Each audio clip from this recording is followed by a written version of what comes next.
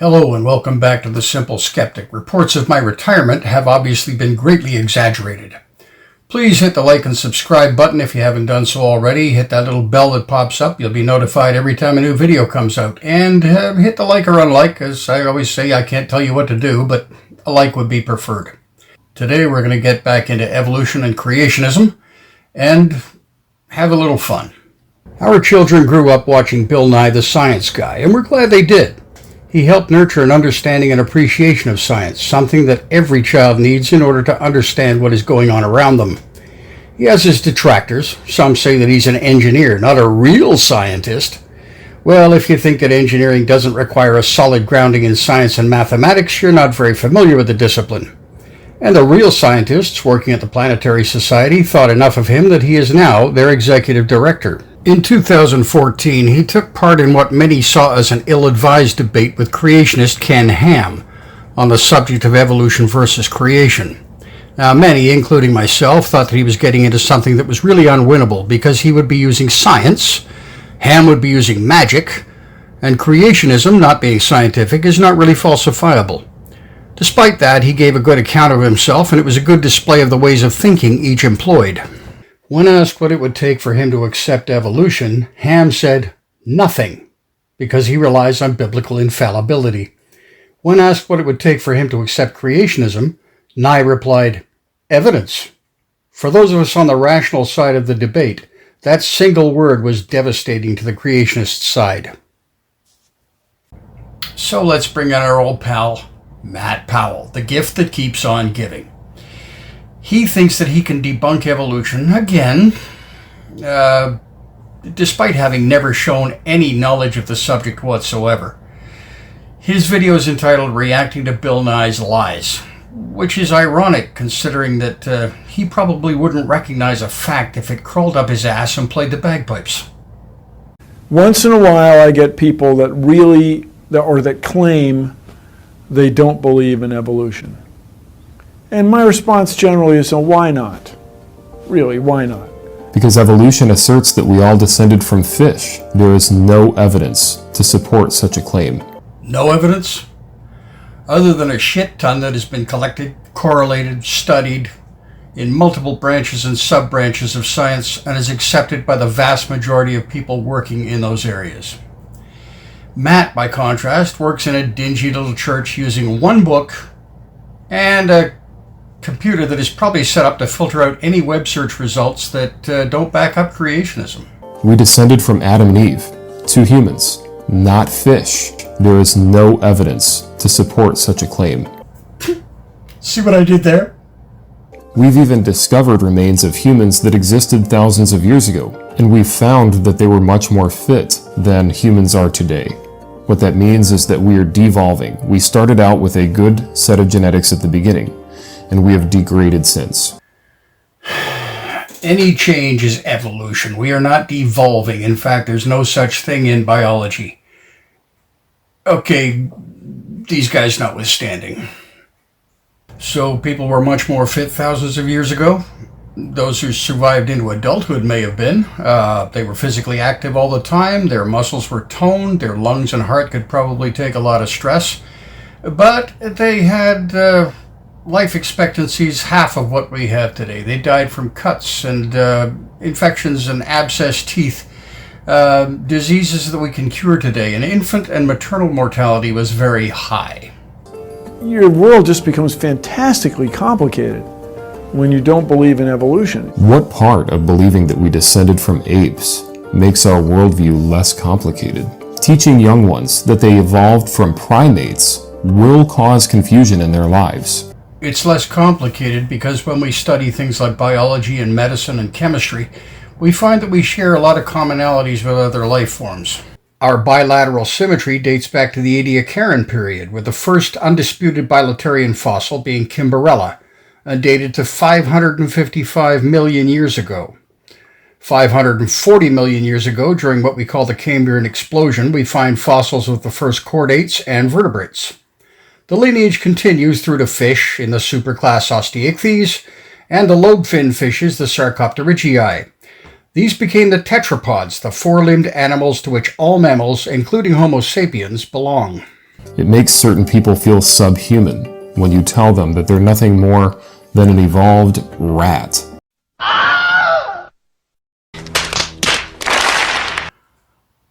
Holy crap, are you serious? Rats and humans are both tetrapods and mammals, but the genetic divergence, as shown on the excellent website Time Tree, is over 80 million years ago. And rats are not related to primates, like we are. I didn't think even you could be this stupid. But telling a child that God loves them and that they were created in His image will help them to thrive and to succeed in life. Maybe, maybe not, but only if they blindly believe it with no questions permitted or asked.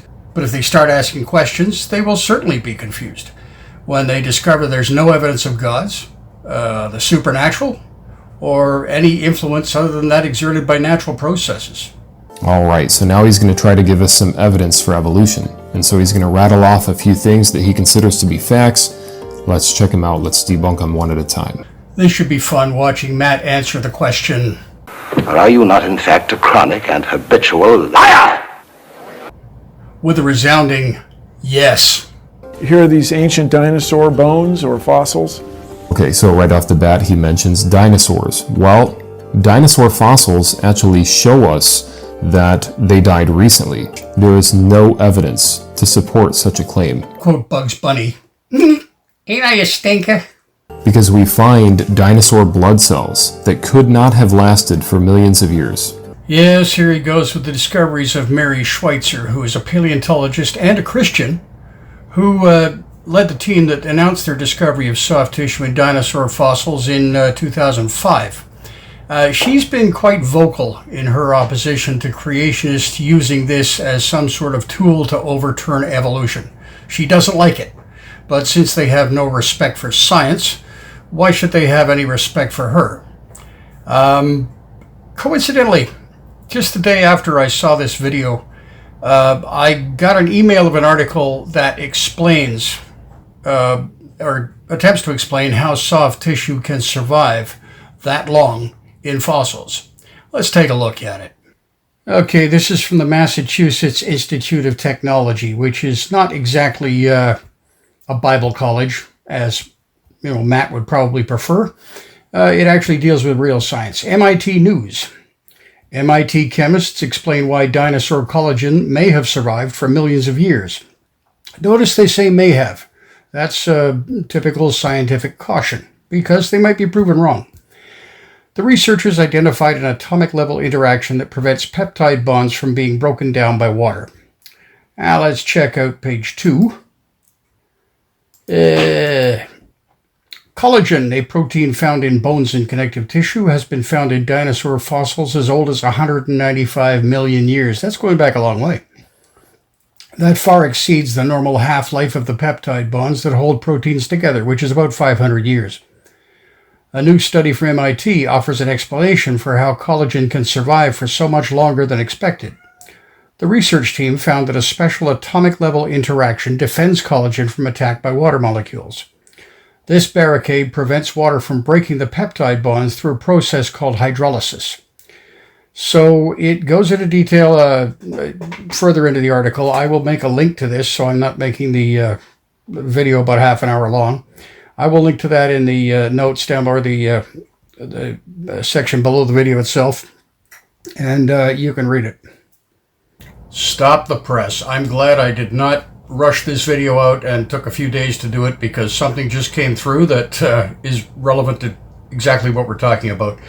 This is an excellent video by Aaron Ra and Erica, aka Gutsick Gibbon, on exactly the issue of soft tissue in dinosaurs. I'm not going to play it for you on this video. I'm simply going to put a link down below, and I suggest you read it or watch it. It's long, it's about a half an hour, but it really goes into the problems that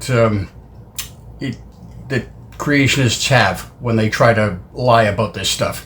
And I do mean lie, especially Matt Powell. Here is radioactivity. So what he's referring to here is radiometric rock dating. And what I find interesting is we've never been able to accurately date a rock that we know the age of. Never been able to accurately date a rock, huh? Okay, Matt, citation needed. What I want you to do is provide us with every single test that has ever been done in history, anywhere in the world, and prove to us that nobody has ever been able to accurately date a rock. Can you do that? No, I don't think you can. And you probably wouldn't even look around for explanations as to how things like that can happen. Yes, it's not perfect. Radiometric dating is not perfect, but it's accurate enough that we can work with it. There are reasons why rocks that are formed new can show different ages. Sometimes magma coming up from the earth will pick up material around it. That material contaminates the lava, and the material that picks up could be billions of years old. Come on, Matt, this isn't hard. Once again, I'm going to link to a couple of articles down below that can explain this problem with radiometric dating quite easily. Things that Matt Powell doesn't understand and doesn't want to understand. He doesn't even bother looking them up. Here are distant stars that are just like our star, but that are at a different point in their life cycle. Yeah, distant starlight isn't an issue. The speed of light is not constant.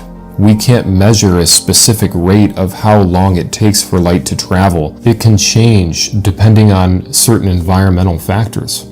The speed of light is not constant. Affected by environmental factors.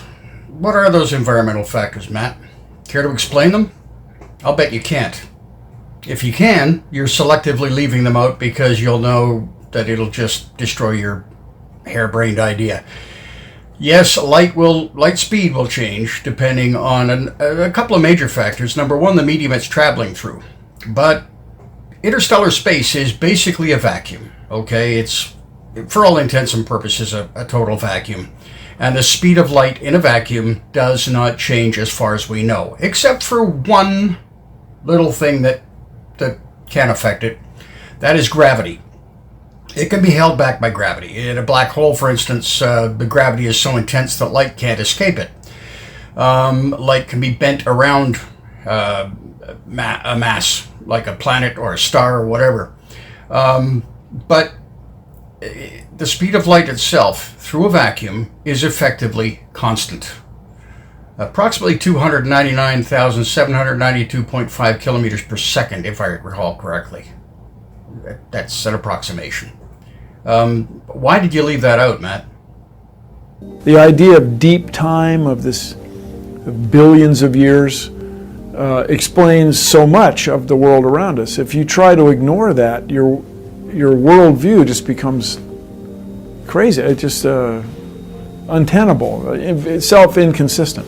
He asserts here that deep time explains so much of the world around us. Deep time explains nothing, because if you look at the universe, everything is winding down. Earth is slowing down in its rotation. The moon is getting farther away from our planet. The sun is burning down. Our solar system has not existed for millions of years. That is a lie. Deep time does not explain anything.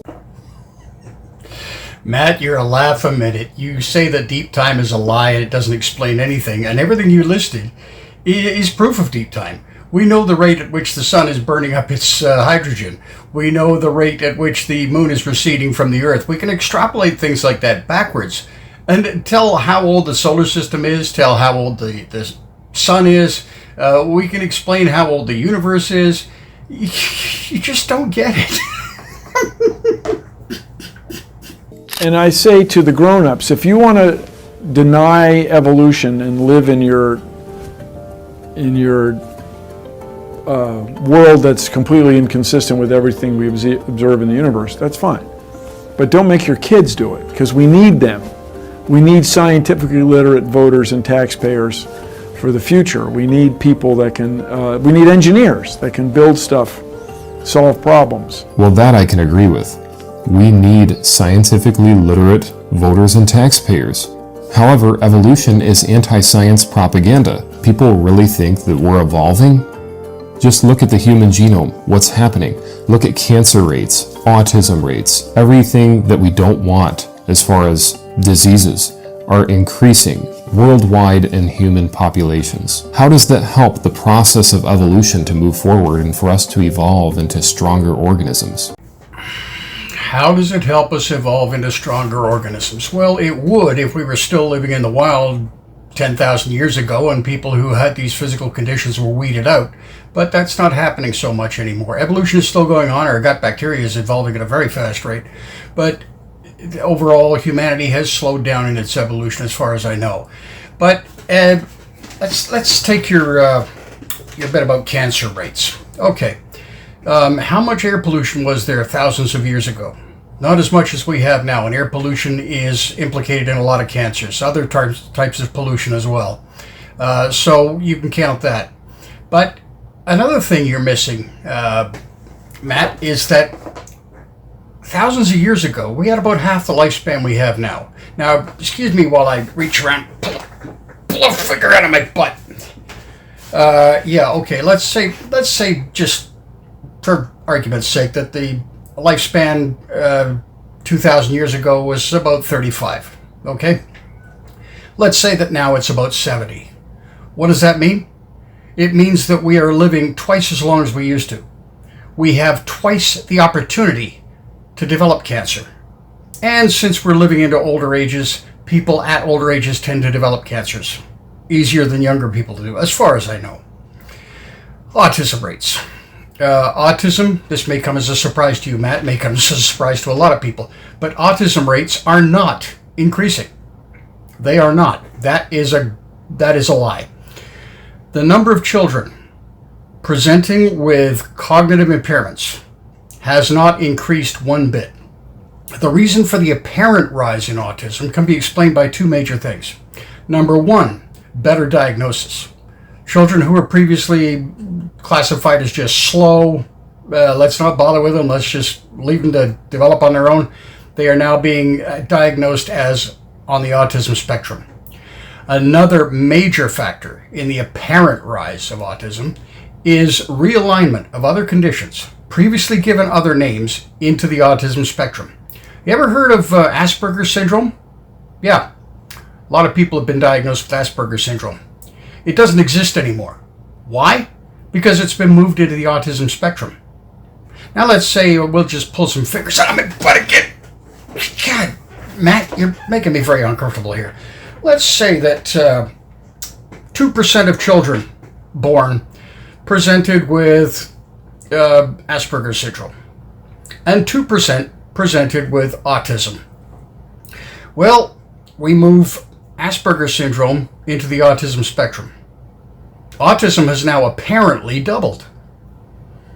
Asperger's syndrome has disappeared. That's one of the reasons for the increase, the alleged increase, the apparent increase. The actual increase, it doesn't exist, Matt. Try to keep up. I know I tell you that a lot, and you probably won't. Look at what happened in World War II. You think evolution makes a society better? Makes us more intelligent?